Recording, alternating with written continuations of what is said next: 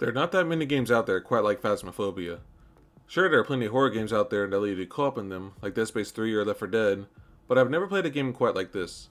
Getting scared in a video game isn't easy, especially since everyone gets scared due to different aspects of a game, like a jump scare or just atmosphere. But there's only a few games that can make you feel tense quite like Phasmophobia can. If you've never heard of or seen Phasmophobia before, you are a group of ghost hunters trying to figure out what kind of ghost is haunting a location, whether that be in an asylum, house, or even a school. That is the entire goal of the game. Find out what kind of ghost is in there, name it, and get out alive. Laid out this way, it may seem rather dull or just basic, but with the added goals of ways of trying to figure out what kind of ghost is in there, as well as having additional players, it comes together in an amazing way. When starting the game, you get thrown into a room with a whiteboard as well as a small area to walk around.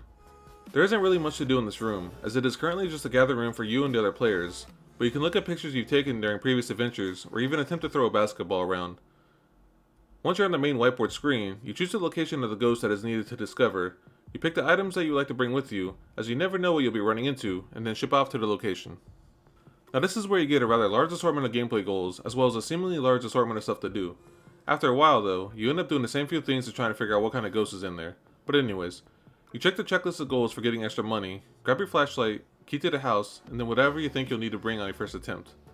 Every player may do this different, but when playing for a friend of mine, one of us always grabbed the thermostat while the other one grabbed the EMF reader. Each of this helps to pinpoint where the location of the ghost may be, but I glossed over a small thing. The house, or wherever you are, always has this eerie sound playing while being pitch black.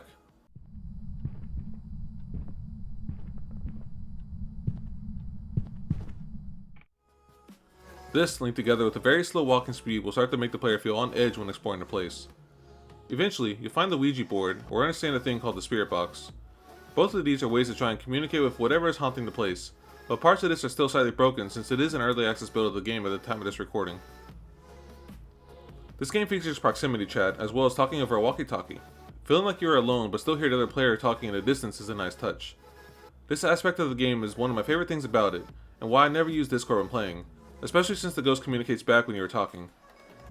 Most of the items at your disposal are there to help you identify what type of ghost is there, such as a notebook that the ghost can write on, salt to have it walk through, a UV light to find fingerprints, and so on. These give the game some variety of each area, as only 3 of these things will help you determine what kind of ghost is there, and you have to keep trying different things until you get the correct 3, or die trying. There is also a video camera aspect in the game, where in order to figure out what kind of ghost is there, you can look through the camera on the monitor to find the ghost orbs, which is a cool thing to see.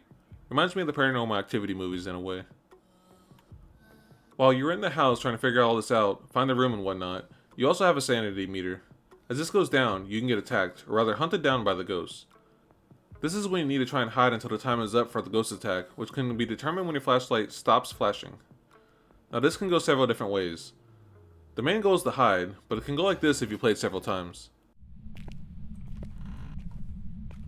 Where are you? Oh, it's away. Are you friendly? Are you friendly? Do you want to hurt us?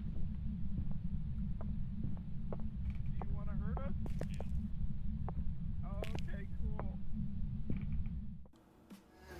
Or, it can go like this when I didn't realize I'm supposed to hold the door closed during the hauntings.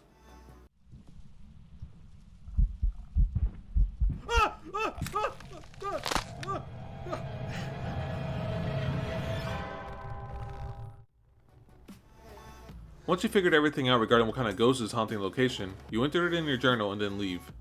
After each successful mission, you are rewarded money that can be used to buy more gear for future missions. That is the basics of the game, and it is done very well.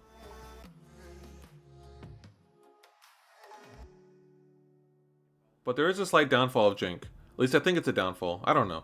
Something about it is kind of charming to see, but it can take you out of the immersion. Most of the jank is with the way the other characters move, such as when they look up and down, or even at times when they are crouched.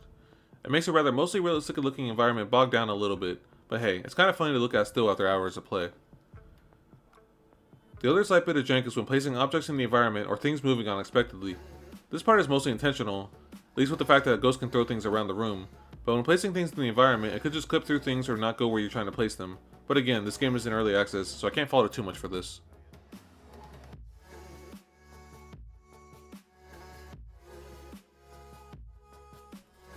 If you own a PC, I highly recommend checking out Phasmophobia. At the time of this video, it is currently 15 bucks, but I'm sure over time this may change, especially after some or at least most of the jank gets fixed. However, that is part of the charm for this game, and I'm kinda glad it's there, but perhaps when it's gone, the game will become even more tense when playing. Thank you for watching. Don't forget to subscribe to see future videos.